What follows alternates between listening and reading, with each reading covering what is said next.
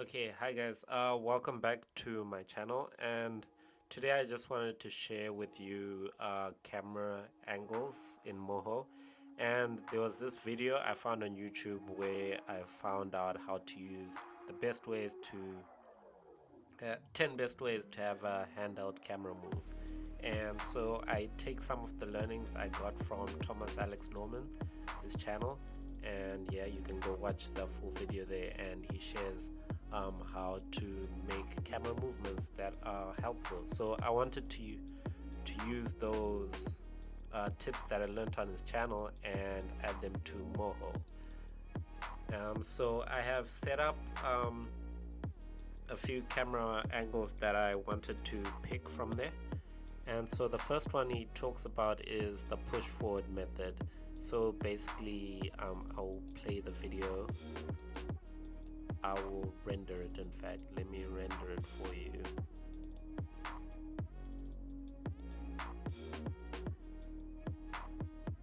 Should be really quick because it's a small video. So this is the push forward. Let's play it. So I have the bouncing ball. I think it's an easy animation. So we have the bouncing ball bouncing forward towards the basket, and the camera is following it. So that will be the push forward. So you're pushing forward your camera movement towards the object. And how I did that was after I animated my bouncing ball, and then I used the transform layer tool on the bouncing ball to reduce the size as it goes further away from the screen. And then you go to your zoom camera and your tracking camera, and from here it's where your starting point and your starting point, and then from here you go towards your finishing point, and then you zoom in. So let's remove that. So we start here and we're pushing forward. So we're pushing forward, we zoom in. So you drag, you click, hold and drag. Click, hold and drag, and you're gonna move forward. And of course I've already set up my set. So in this set, this is how it looks like as it's set up. So I have my objects in a depth. So if it was to have a different angle, I'll be able to animate it from there. So let's say we are here and we do something like that. And let's say we have a 3D ball, and you can have interesting angles like that. So I would then edit my ball to work with those angles. Or maybe you want it, from overhead, slightly overhead, and you can also work that to your advantage however you want in that angle. Okay. And then so the next one I had is the pull out. And in the pull out, let's quickly render that.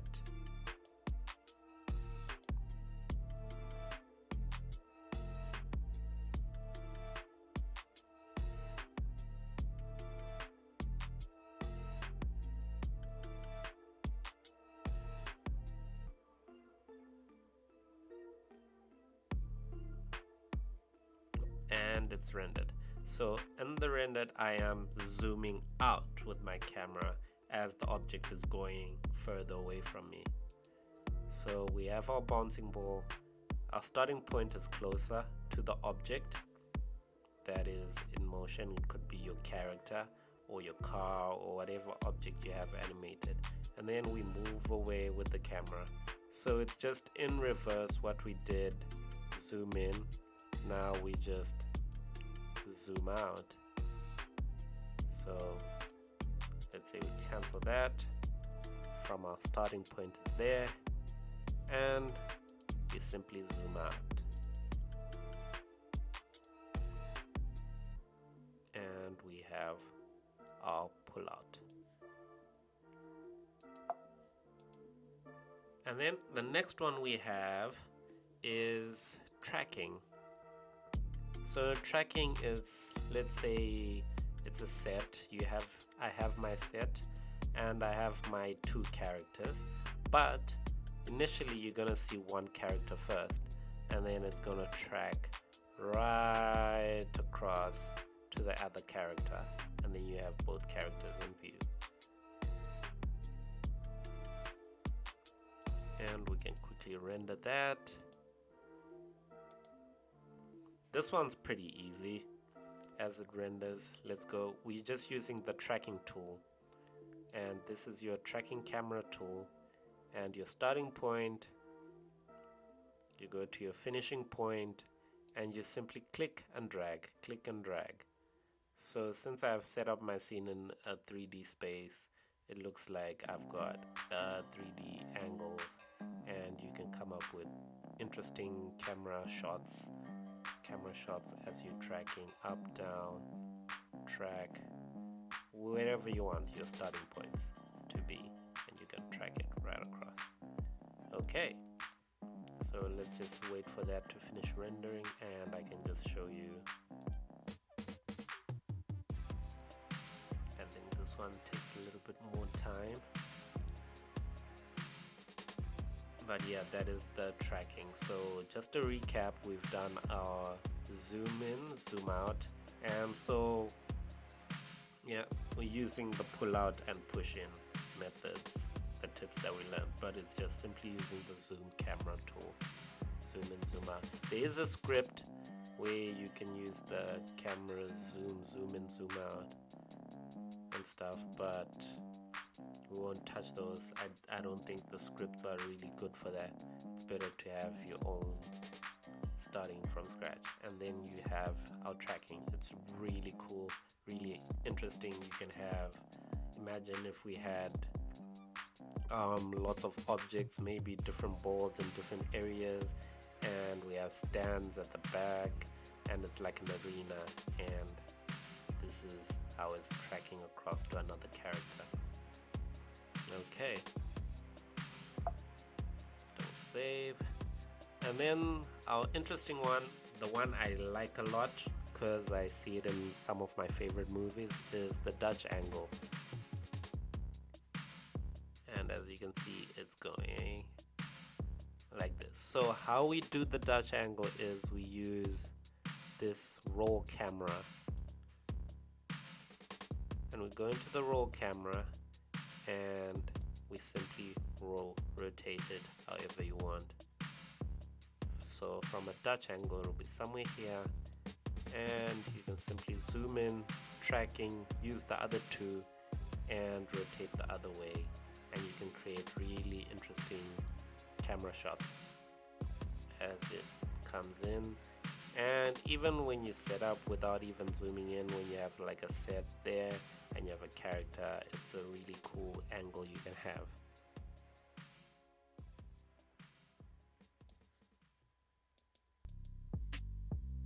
And let's export this and see how it looks in export mode.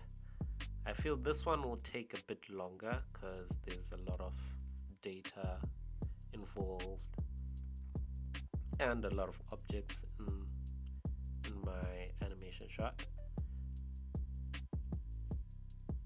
But I think this is one of my favorites because it really captures different things, and it can be really, really cool, especially if it's a car chase and spaceships and fight scenes. It's really, really cool to have the Dutch angle. So as it renders, we can move on to the next one, which is handheld. And this handheld camera is when you have a little bit of shake. It's pretty organic, and there is a script for handheld, but the script for me, I'll just show you how to use the script. Okay, so you click on its script, and then it will have keyframes over here, and then in these keyframes you have the amplitude, and the scale. You can adjust those as how you want your camera to shake. So right now it's shaking a lot. So okay, back to the Dutch angle. So this is how it would look. Really cool angles with that. And so yeah, back to the handheld camera. This is just too noisy whilst it's shaking. So let's see if we can revert back to what I had. Okay, so what I had is I created my camera movement zoom in as we in. So we push in our characters walking towards the camera, and we excuse me, we are using the zoom tool to zoom in and also track the camera, just the top half of our body, so we continue to track. And also here sometimes you have to adjust where it is, where it's tracking from, somewhere there or there, wherever you want, you know, as it's tracking, as it's coming towards you, you want to keep her in frame. You want to keep her in frame and remain eye contact or whatever level you have there. So after I set up that, what I then did is I clicked on the keyframe, the beginning keyframe, and adjusted manually the scale and amplitude that I want for the noisy. And here again, noisy, I adjusted the scale so you can type in manually whatever scale you want. Let's say 0.020, and then it will increase the movement, the shake. And the scale is the amount of movement it will have with from side to side. Okay, so you go to your tracking. This is the one that's tracking, and you can change, maybe you want it at 5, and then when you have it 5, you can see there's a whole lot more movement, from side to side. And let's say you are in a car chase, and all you have to do is decrease the amplitude, the scale, I mean, sorry. And then when you decrease the scale, your camera should then start moving, vibrating, and that can have a really cool effect for a rough movement as we're moving along. But for this one, I want a steady camera, very steady movement. I don't want it to be moving a lot. So let's revert back to what we initially had. And okay, we can simply just close that, don't save, file, open recent, and handheld walk. And we can have it back to what it was before. And we can also render that.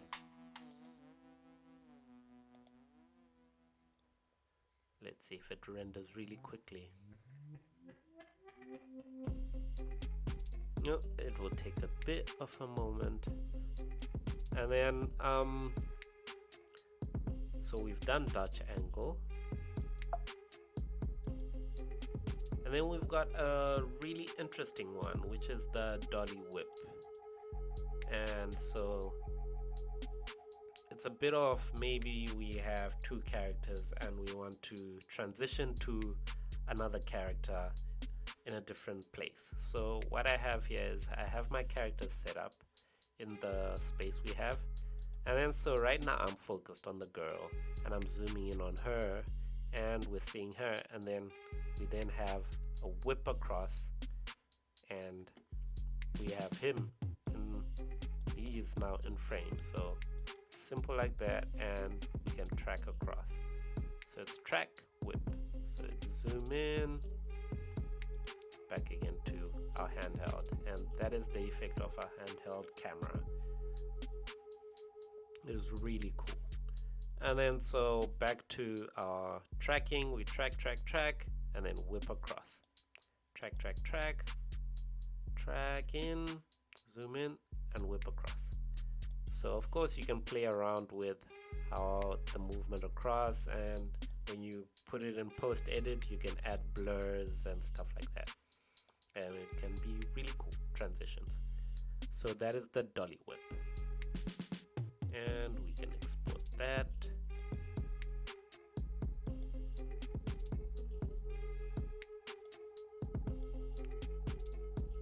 And then we have our track object. That is another really cool one. So initially we're starting from outside, and then we track in, and the object that we're following is the ball she's got. So she moves it up, and then we just track it up, and then it comes down. So for this one, I am not going to track all the way up to the ball because I am interested in her face. So we start with the ball, she throws it up, and then comes back down, and we rest on her face.